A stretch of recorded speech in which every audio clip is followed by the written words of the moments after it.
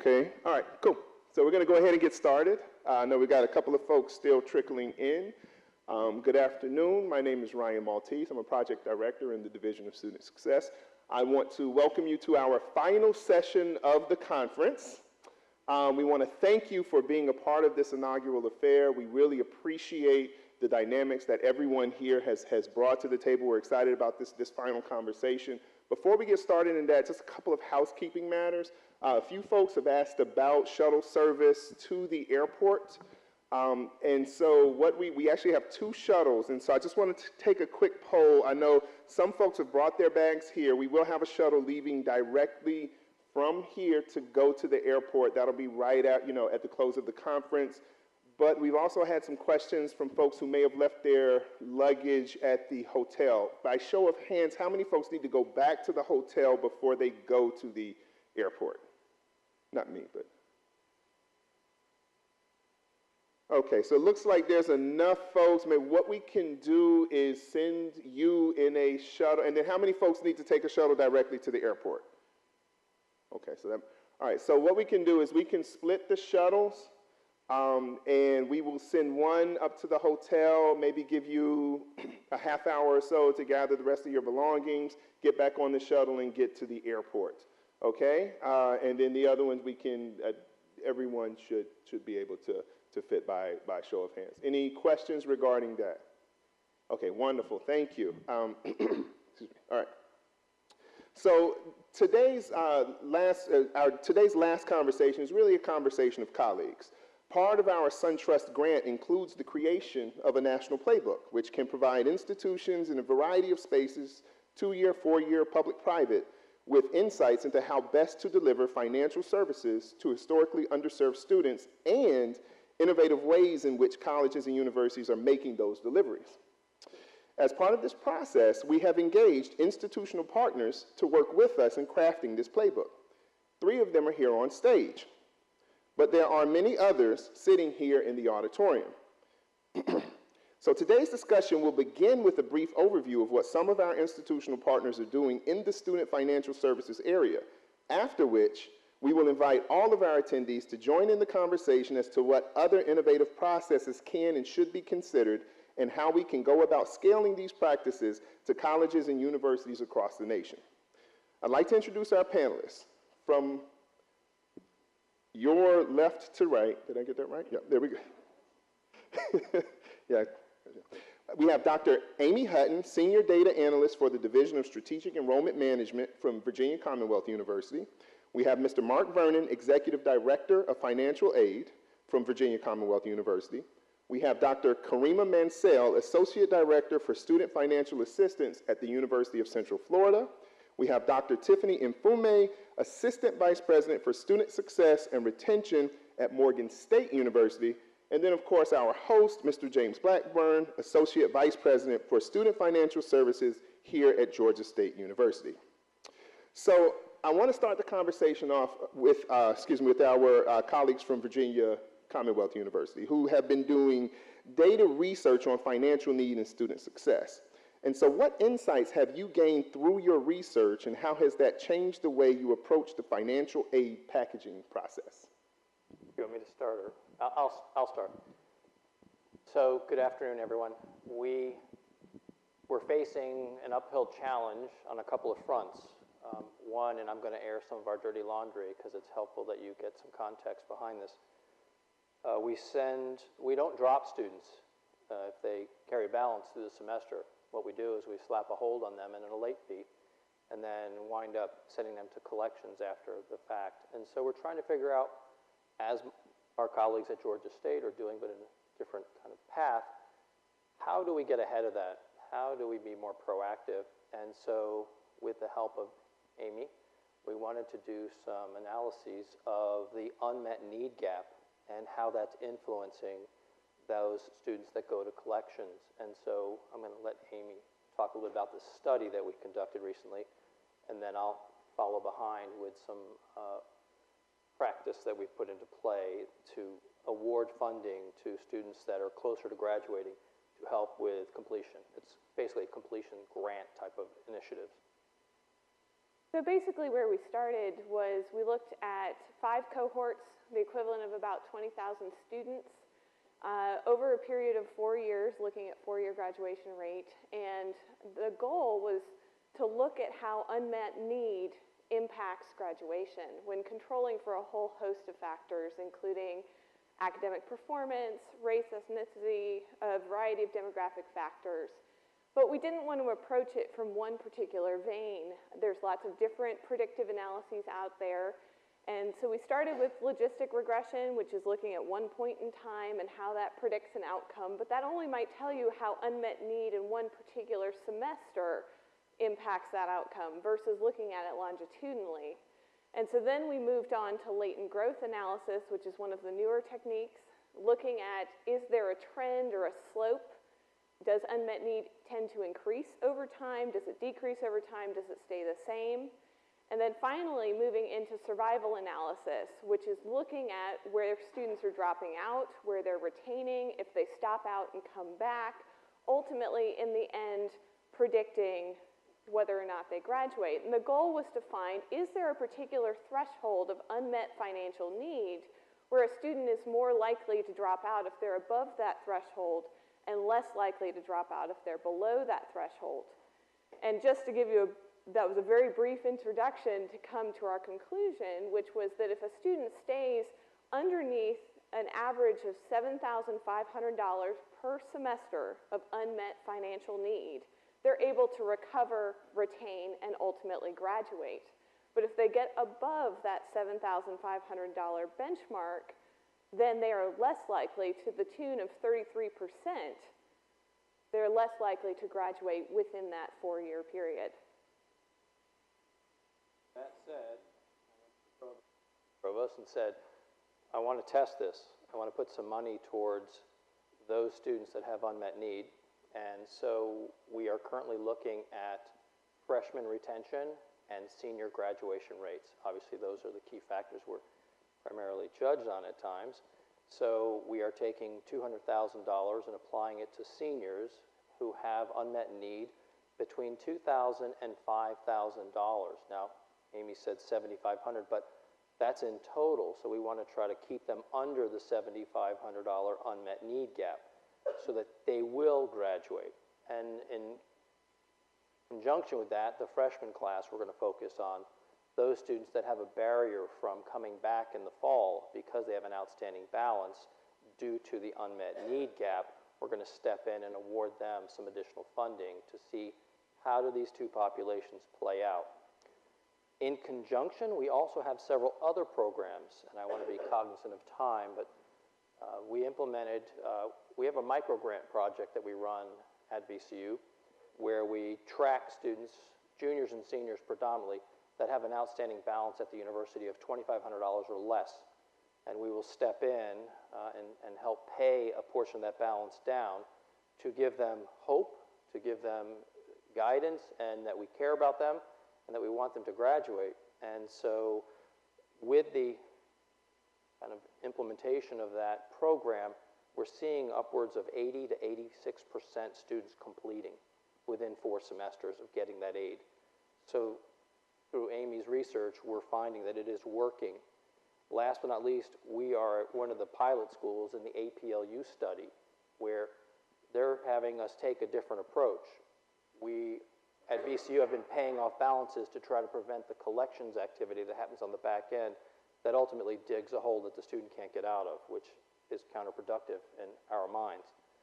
So the APLU study wants us to award funds up front before they start class in the fall and wait and see how that impacts. And it'll be capped at $1,000 per student. 400 students will receive the grant aid, and we're going to study them through the next 2 years. So I could share more as we unfold that study through the APLU. Thank you. Thank you. Karima, so University of Central Florida is one of the largest institutions in the nation, and you guys have been practicing a lot of collaboration across campus in order to promote financial literacy amongst the student population. What has been the response of the students in that particular approach? Well, in 2015, we launched the Sensible Nights Financial Literacy Program at the University of Central Florida. And while the charge was given to the Office of Student Financial Assistance, we recognized that financial literacy is a university-wide initiative. So it was really important to identify important key stakeholders across campus and bring them into the fold. So we developed a horizontal collaboration, and it's a financial literacy network, essentially. It includes a variety of different on-campus and off-campus stakeholders, our registrar's office, who facilitates our completion grant, as well as student care services, which acts as a social service connection on our campus. So often they find the student who has the financial difficulty and is in need of resources, as well as academic advising, academic resource center, our transfer and transition services program. So we wanted to identify a variety of different partners on campus that we could collaborate with to strengthen the message that the university, one, cared holistically about student success, including the student's financial well-being, and two, to ensure that what we were doing as it relates to financial literacy was complementary and we weren't competing with each other. Often with financial literacy, it's happening across campus. So we took an inventory of different things that were happening on campus in the vein of financial literacy. So by collaborating, what we've been able to do is really expand our reach. We've been able to reach students beyond what the Office of Student Financial Assistance could do. We've also been able to pull resources. I don't know about many of you, but we've been charged with launching a financial literacy program. We do not have an abundant and definitely not an infinite amount of resources. So we had to be creative in finding ways of delivering meaningful and purposeful programming. So by collaborating with our partners across campus, we've been able to enhance the quality of programming that we can deliver to students because we are combining resources as it relates to monetary resources, campus resources, and often just great ideas.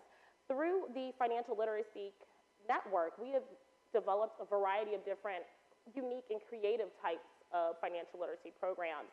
For example, in January, we hosted a financial literacy frenzy, which was a carnival-themed event that allowed students to come in. They got checkbook ledgers when they walked in the door. However, they did not have a balance that allowed them to participate in all of the different sensory activities that were going on in the building.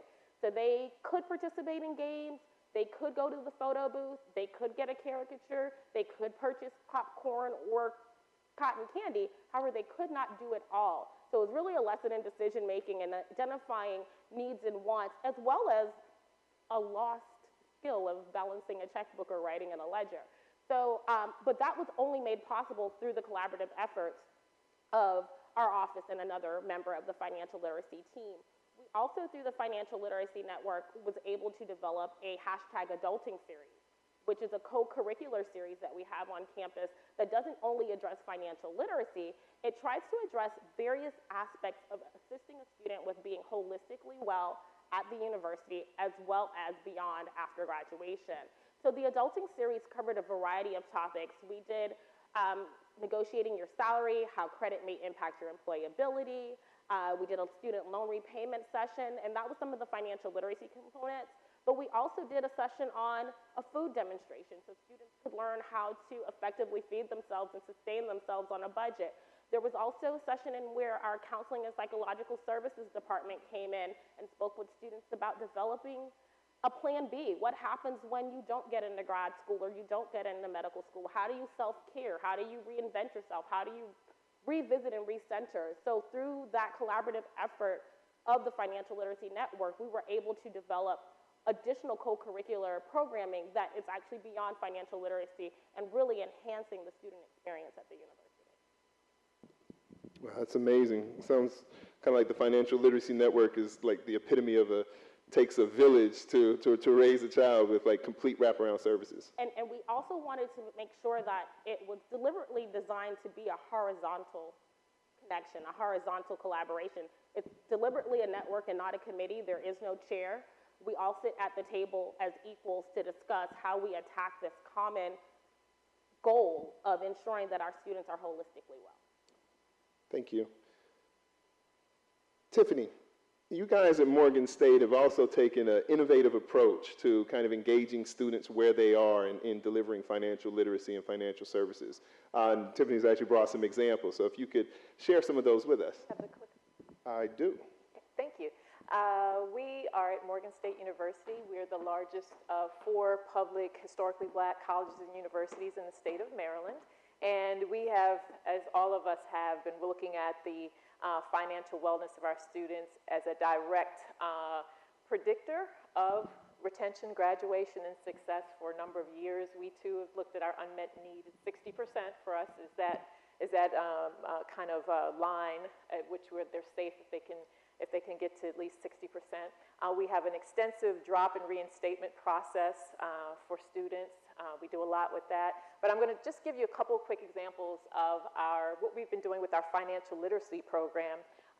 We are co-sponsored by PNC Bank. They're our on-campus banking partner.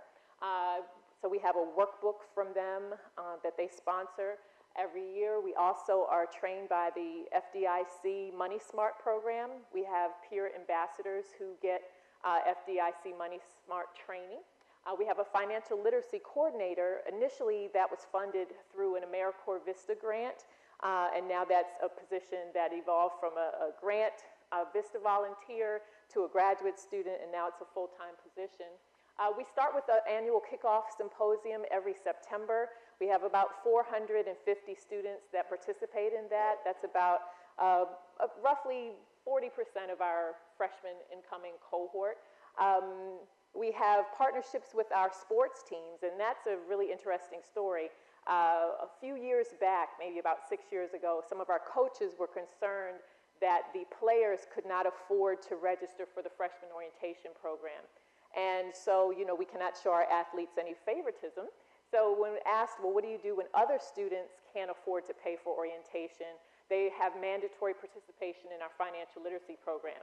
So the coaches said, well, we'll bring our whole team, especially we started with football. So that's 85 young black men, many of whom are planning to go to the NFL, as we do have 4 Hall of Famers. So maybe it's not so far off.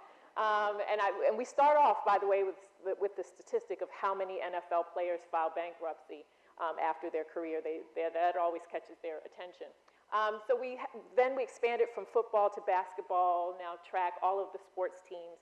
We waive their fees so that they have mandatory participation of all athletics teams every year.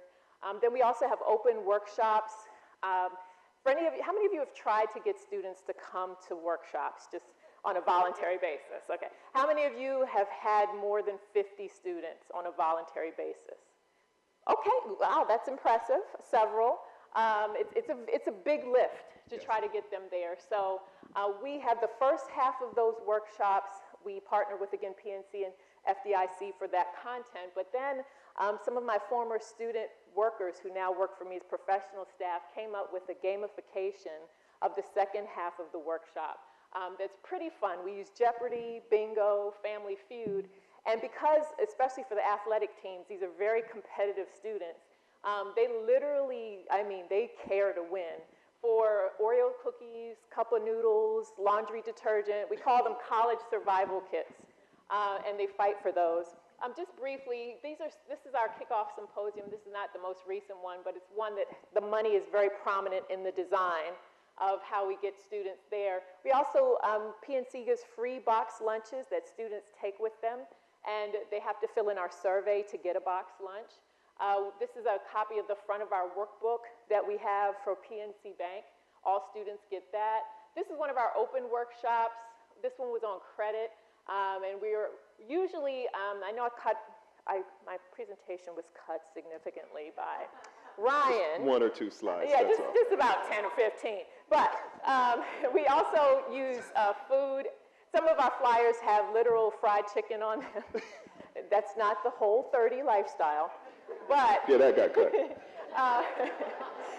we use different types of incentives. This is one of our bingo cards, and again, the goal is 4 in a row. So we're giving the definitions of these in the second half, and then students get, again, very competitive about their bingo. These are some of the other bingo cards for credit and identity theft. We have our Jeopardy game, and again, we have terminology, and they get to say, I'll take budgeting for 300. And then it says, I think we do the question rather than the answer, but this is just one. A spending plan is a step-by-step guide, and that's if they would have gotten to describe a spending plan first. And this is just a summary of some of the feedback we look at from that workshop. From the opening symposium, you see the themes that come up: financial literacy, common themes, check on my credit and get a free copy of my credit report. 37 students. Now, this is a tabulation of handwritten feedback. We give them a note card, and we ask them to write down 3 things that they plan to do differently as a result of attending the symposium. We collect that card in exchange for their Subway lunch. We ask them to take a picture of it with their phone so they remember what they said. And then we put them in categories. And you see, do not max out my credit cards, use a secured credit card. That's one theme. Inspirational themes. Our speaker this year was very broad in her approach. Travel more. I deserve every good thing that happens to me. 17 students remembered that point.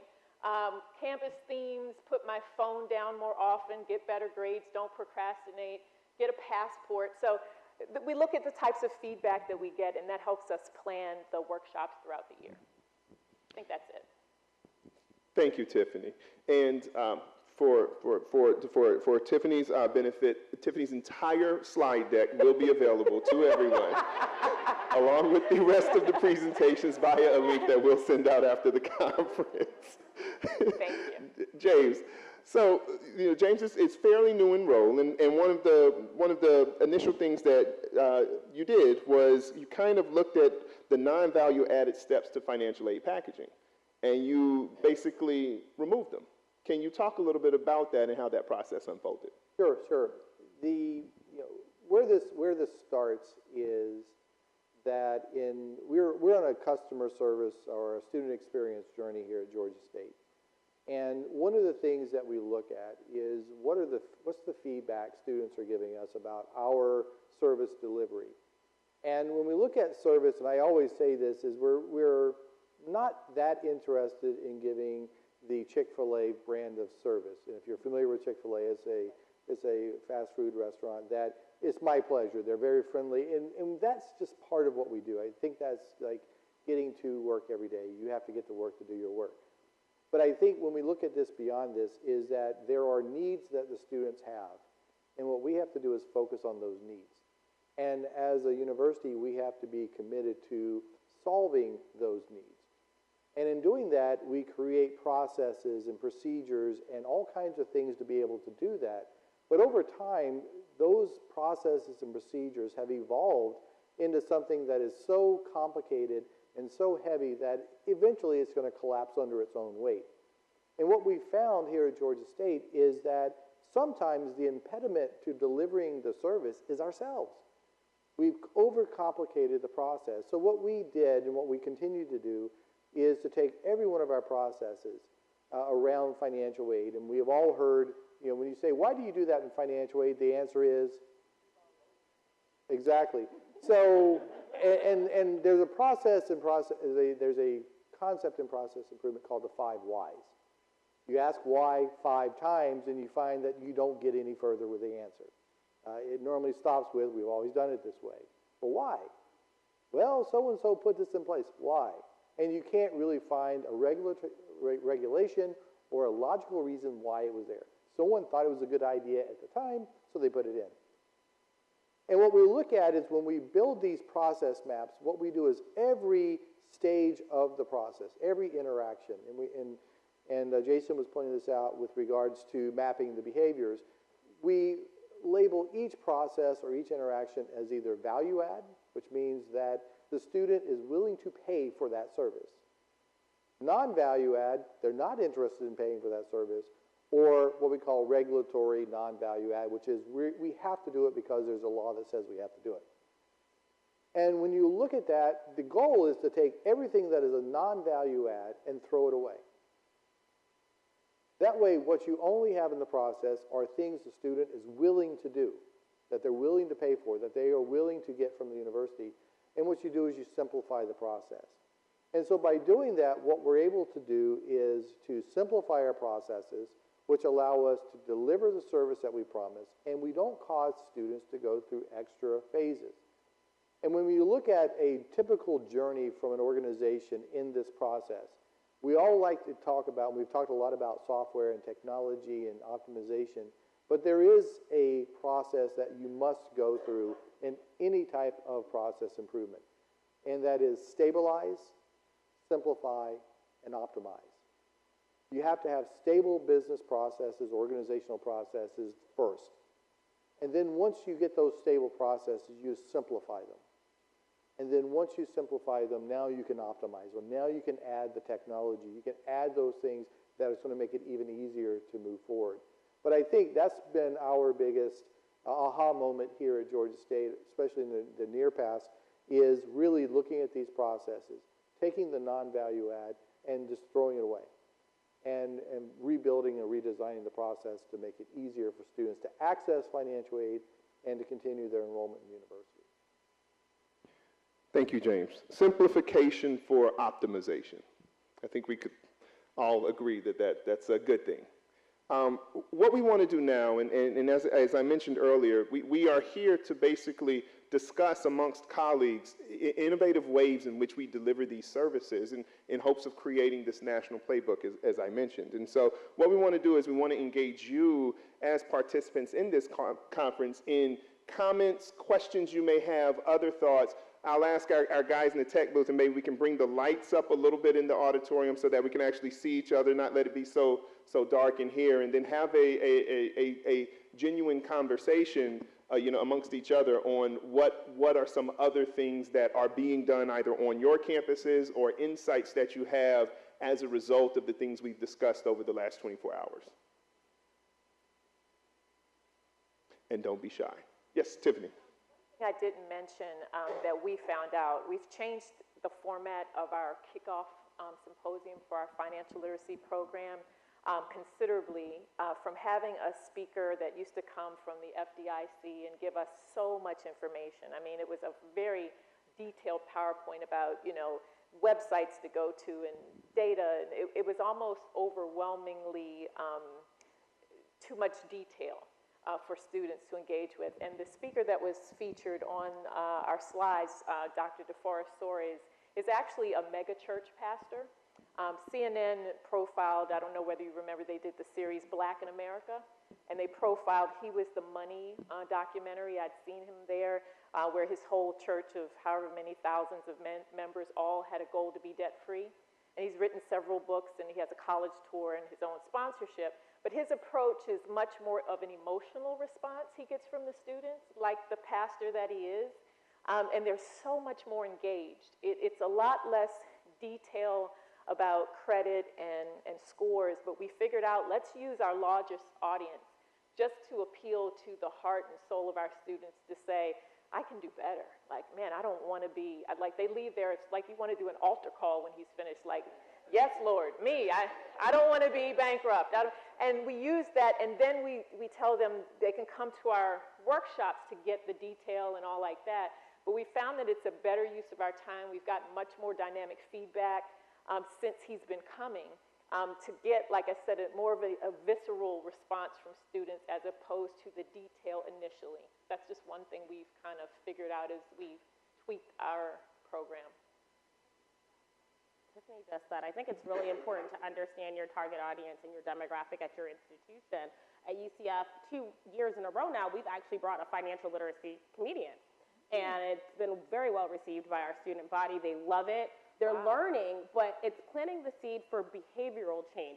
So it's not the detailed informational session. It's more eliciting the emotion, getting them to laugh, getting them to think about it in a lighthearted way, but then getting them to think about how they render changes in their life so that they can be financially well. Would love to get the contact information. That would be even more exciting. Yeah, I'm sitting here thinking, is that really a thing? Like, financial literacy comedian, like that's a thing. And he's really funny, he's very witty. He's not a stand-up comedian per se, but the manner in which he delivers financial literacy is lighthearted, it's fresh, it's innovative, and students respond to it extremely well. We've had good turnout, but more importantly, we've had amazing feedback from the students as it relates to their appreciation for the material, as well as their decision to use that material to make changes. You know, Tiffany, one of the things that you said was about putting, kind of heart and soul into this space that I think we could all argue is not traditionally one where you would identify heart and soul. I mean, a couple of colleagues, I think Maurice and I were talking a little bit earlier today about the fact that, in the financial aid office, 10 years ago it was, we don't do that. Or it was, the student's job to come to financial aid, not financial aid's job or not financial services job to go to the student. But it seems like over the course of the past few years that dynamic has changed, and that has yielded some fundamental changes to both student behavior and thought within the industry, Mark. Back on that, we have a population, as you all probably do as well, of homeless students that are living in cars or they're living on somebody else's couch, and they have food insecurities. And so we have a food pantry. And the food pantry folks came to me and said, listen, is there any way we could start a program with dining services to pay for these kids to just get one meal a day in our cafeteria? I said, that's a brilliant idea. Thank you for coming forward. And so I met with the provost and student affairs, and we cobbled together some money through dining services, through their profits, because they make good money, and said, listen, let's put your money where your mouth is, no pun intended. Let's actually give some money back. Let's get some meals in these folks, right? And so it's been a huge success, and it's spread like wildfire. The students are telling each other that VCU is paying for meal plans, and so we're getting inundated. We just don't have enough money to buy enough meal plans for the kids who don't have it. And so there's a need out there. It came forward, bubbled up from within. And so I encourage you all to follow suit and look into this topic because it's important. Piggyback on something that Ryan mentioned, 10 years ago, financial aid, it was just very reactive, process-oriented, these are the rules, this is what you have to do to get financial aid. And I'm going to disagree with that a little bit, right, is that might be the perception, right? But when you look at the staff in the financial aid office, and you look at the work that they do and the dedication they have to students, I think you'll agree that they are as dedicated to helping students succeed as anyone else on the campus. They're just handcuffed with these processes that make it appear that the no is the right answer. No is the default. And I think what we have to do is we have to give them permission to say yes. Right? We have to give them the autonomy to work with a student to find a solution. And I coined this a find a way attitude. Right? There is no no in our vocabulary. There is options. One of those options might be what the no was, but what are the other options? There's always an option. Find the option. And I think in doing that and going above that minimum, you actually will start to change that image that financial aid is the gatekeeper to college, not the enabler of college. And I think that, the challenge, though, is because that has been so ingrained that we have to do a retrofit or a redesign of the financial aid office. And we have to bring in these student stories of success and share that information. So, how many of you are using stories to share student success with your staff on campus? Anybody doing that? You. So how are you seeing that beneficial to motivating the staff to kind of help them understand their value in the student's journey? We have a mic over here. Go down in front. We're a very expensive art school, so we try our best to get scholarships. Admissions does a great job of getting students, talented students. I try to tell everybody, because faculty doesn't understand what we have to go through to get this money to them. But I try to explain to them that, we don't want to say no. It's not that we want to say no. It's our hands are tied as far as the federal government funds are concerned. Our hands are tied because we're not a state school, so we have to find ways to make the money ourselves. And I find that they are trying to understand more that, you know, admissions brings these students in, but then they're kind of done with them. We've got them for another 4 years, and now we're trying to come up with innovative ways to make sure that they finish those 4 years. And we have student activities and things like that that want to start getting involved and helping with that, not only that, but the default rate as well.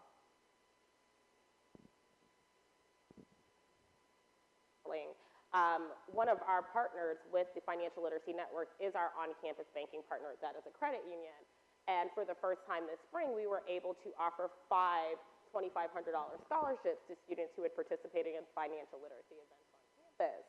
So in order to get that story and garner the stories how financial literacy is impacting students, we ask students to either write us an essay on how the financial resources on campus have impacted their ability to persist, as well as just their ability to be financially well, or submit a video.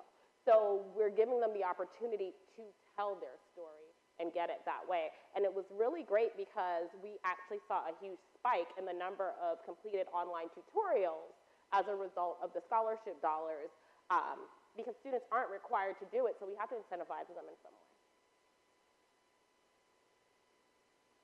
The Lumina Foundation's Beyond Financial Aid website. It's a free toolkit. We're the only historically black college or university implementing Beyond Financial Aid.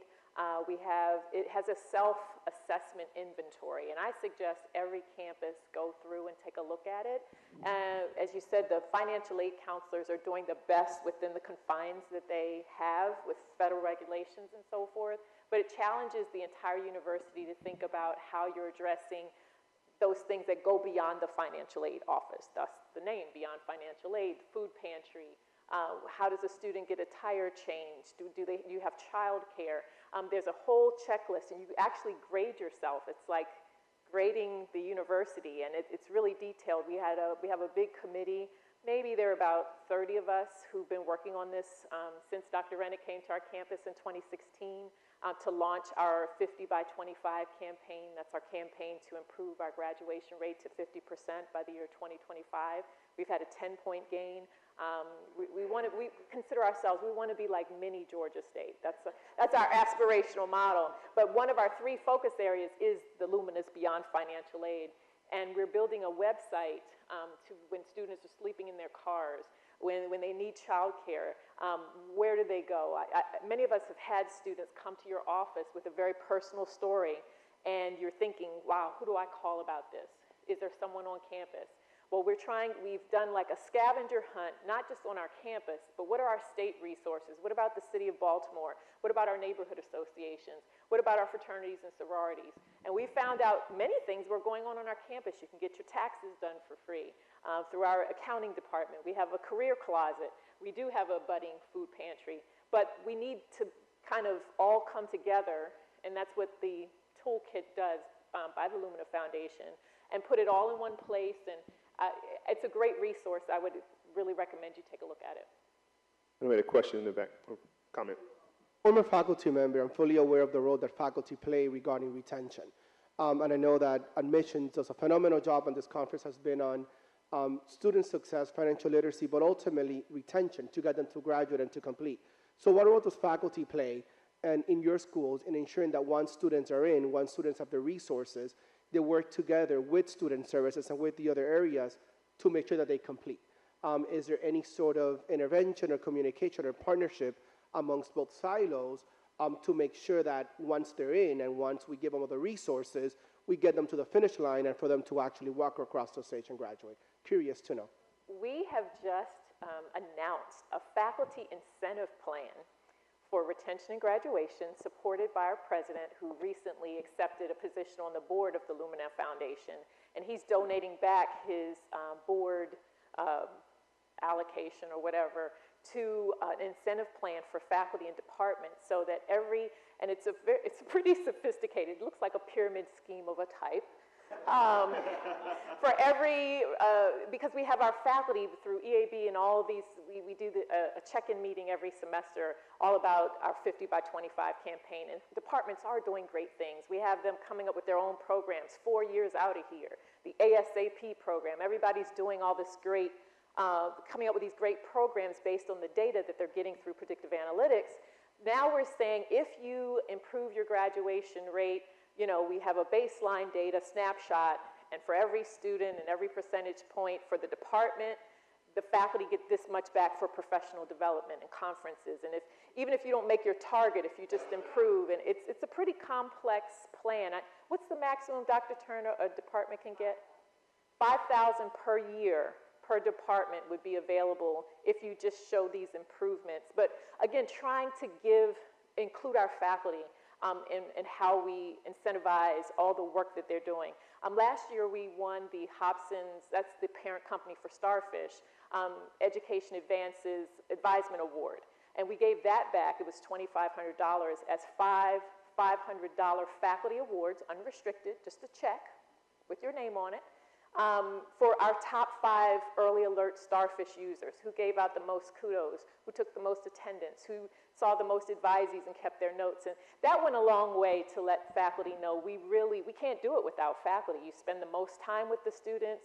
You are literally the communicators of our brand, our messaging, our strategies, our referrals. So we've tried to have incentives, and we're just broadening it. And when they saw that they were going to get money for their departments, for their budgets, they got more excited. So, and I think the university is going to match what our president donated back from the Lumina Foundation. Mark. Things I recently presented to the Faculty Senate at VCU to make them aware of SAP, but not just about SAP. So I taught them the 3 rules to SAP, and light bulbs were going off, and faculty are like, oh my gosh, now I finally understand financial aid SAP. It's a pain in the neck. I keep getting hounded to do a SAP appeal for my students, and it's driving me crazy. So out of presenting to the Faculty Senate, we also have modified now our withdrawal policy so that we used to rely on the student telling us the last day of withdrawal, and that impacts R2T4, right? So when I presented to the Faculty Senate, I said, we need you to help us to help our students, because we want to make sure we're accurate when we calculate R2T4, but we want to make sure that when we do a SAP appeal and we know we've got red flags on certain students, that we're proactively helping them stay here. And so, for example, a faculty member came up to me and said, well, I just gave them an F because they never showed up. I said, but they should have gotten a W or an unofficial withdrawal because they didn't ever attend your class. So that F just hurt them for SAP. Let's work together and understand that and partner. So now we're actually at the faculty meetings presenting, and people are like, why is financial aid here? Well, now some faculty stand up for us, whereas we used to be the outcasts. We were hated. So that's just another example of what we're doing with the faculty. A good point. And I think that this is something, to your point, and to us in the financial aid world or student financial services world, that we need to rethink what our role is on campus.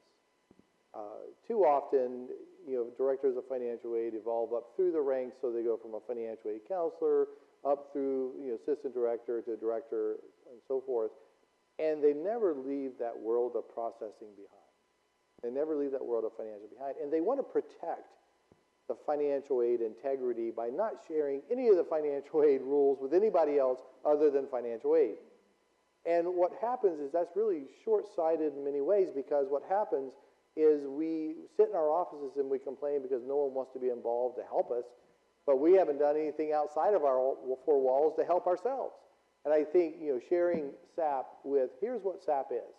Here's what causes it. Here's what you can do to help us is very important. And I think that there is this little elevator speech concept that we have to kind of polish a little bit.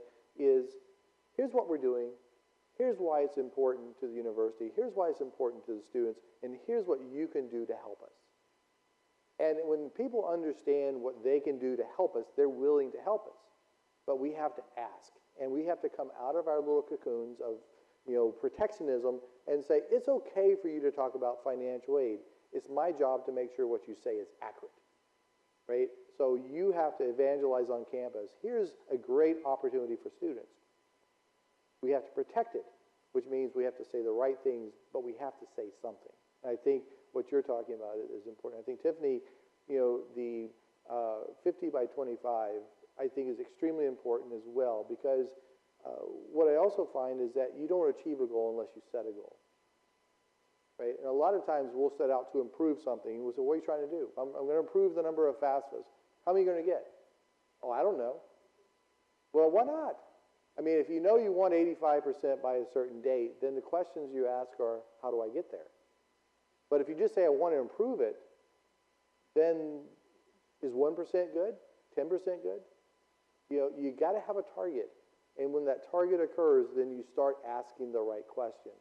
And then that's when the ideas start coming in. And you mentioned the idea about the food pantry, and that had you not asked a question, you never would have got the answer. And I think that's important things that we can take away with us is set the goals, make them aggressive, right? So that you can really challenge yourself, because a goal that's not aggressive isn't happening. A couple of weeks ago, I was in a meeting, and President Becker said, we want 100% graduation rate.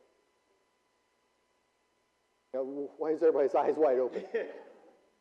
Right? Sounds reasonable. It sounds reasonable, and I think when you think about that and you listen to what he said last night, is that a student who starts school, has a student loan, who doesn't graduate is worse off than if they never attended. Right? So why wouldn't we be shooting for 100% graduation rate? Will we get there? Maybe, eventually, probably, if we shoot for it, right? But if we don't shoot for it, we never will, and that's for sure. So I think that's an important part. That's a great point, James. Precious, I think you had a comment? So, no, a question. So, of course, financial literacy, some programs are broadening. Some of the things that you've all already mentioned are broadening the financial literacy piece to include some of the things that we're now calling adulting, life skills.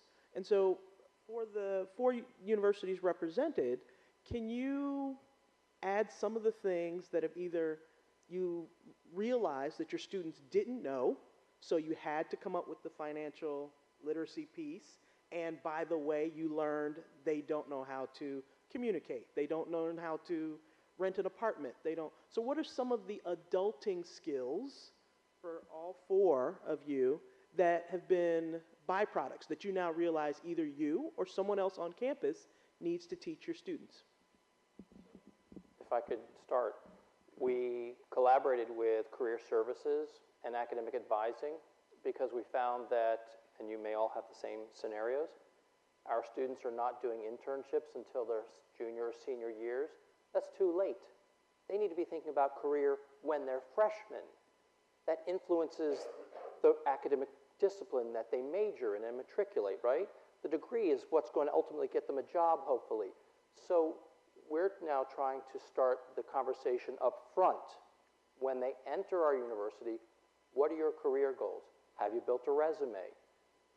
Let's get you in the right seats with mentors, advisors, and so forth to start working on where are you going to do an internship. You need to do it in your freshman and sophomore year, not wait till it's too late and then they're all gone and you're scrambling. So that's an example that we're doing.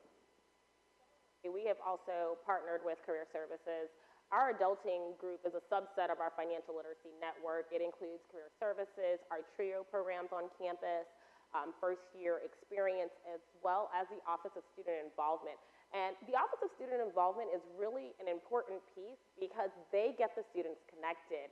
So when we're having these events and we're doing things for the students, it's really important to have a student voice as well as individuals who can connect you to the student body. So with our #Adulting series, and the full title is #Adulting, Everything You Wish You Learned on the Syllabus, includes a variety of different topics, the financial literacy topics I spoke of earlier, but we also have included topics on being responsible with social media. We are talking a lot about technology today. Students don't recognize the true thumbprint that they are making and identifying themselves in the internet atmosphere by way of social media. So it's really important for them to be careful about the personas that they craft by way of social media. So that's one of the topics that Career Services delivers. They also allow them to get a LinkedIn profile headshot with, they bring in clothes from our pantry, because our pantry does also offer business attire for students to borrow. So they have coats and business jackets for our students and a professional photography setup. So your LinkedIn profile is not a selfie, but it is an actual picture that presents you in a professional manner. So it's really important for them to do that as well. So through adulting, we've tried to really approach the student holistically. As I mentioned, we brought in CAPS. We have also had our culinary department come in and talk to them about what is a good way to eat and cook. Our students have lost some skills as it relates to just being able to sustain themselves. So it's just a variety of different topics that truly approach the student holistically. Of the ones I was going to mention about your social media profile and the career services. In partnership with Howard and Dillard University, we have a Lumina HBCU Success Grant, and all of our students are going to have that second year experience that they usually wouldn't get until their junior, senior year, those high impact, not just internship, but also research with faculty, study abroad, service learning, all of those things that typically are part of capstone level experiences. But if only 40% of our students are going to get to that capstone, our president is very excited about it. So we're mapping out how we're going to, this last fall cohort is our first second year cohort that's going to begin this fall, and how we get them to have that high impact experience sometime during their second year. And we even had to think about the operational definition of second year. We can't make it earning 24 credits, because that would exclude students who just show back up with 10 or 15. So we said any first year student that comes back for the second year would be a participant in our mandatory second year experience. And we're thinking of, how do we provide like the top tier options, sure, research, study abroad, internship, but then job shadowing. Other levels right down to, we're thinking about having every student be able to go to the Smithsonian Museum. We're just 45 minutes from DC in their discipline. So we're thinking of a Morgan on the Mall day and their second year t-shirts. There's got to be levels of engagement for that adulting process, that we don't wait until that junior, senior year. So we're really busy with that as well. I'd like to say that you took all my answers, but you didn't. You actually added to some things that we really do need to spend some more time with. Our approach is that, first of all, we asked the students what they wanted to know. So we did a survey to find out what information would they like to know more about. And when we did that, we then started to construct a financial literacy series that is based on not just giving information, but really focusing on behavioral change. So in our credit score literacy program, we actually identified 5 behaviors that either contribute to a good credit score or take away from a credit score. And we asked the students to evaluate themselves on those behaviors. And then what we then did is ask them to identify one behavior that they wanted to change over the next 30 days and to write it down. And then to schedule an appointment with an outreach advisor to come back in and tell us how they did. Right? Really focusing on them starting to take control of their lives. And I think that that was the approach that we set out with. And what we discovered along the way is that this might have less to do with the student than it does to do with the environment or the family overall. Because what we're finding, or what we found, is that financial aid doesn't necessarily mean access to just school.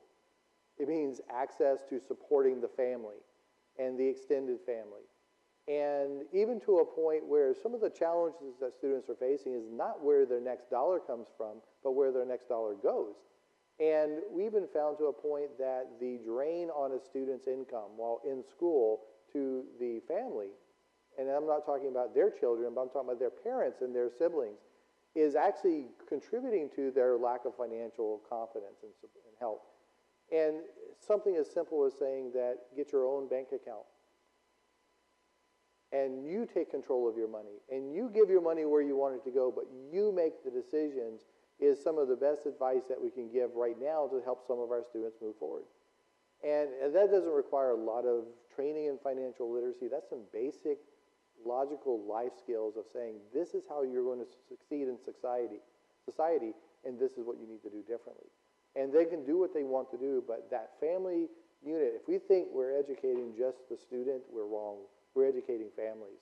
And I think that when we take, like Tanya said, the holistic view of the whole person, then we start to see where our opportunities exist, both in financial literacy and in academic performance. So that's kind of what we learned along the way, and that was surprising as we started discussing what we're really seeing as we start to intervene with some of these students. James, thank you. And if you can join me in thanking all of our panelists, great discussion.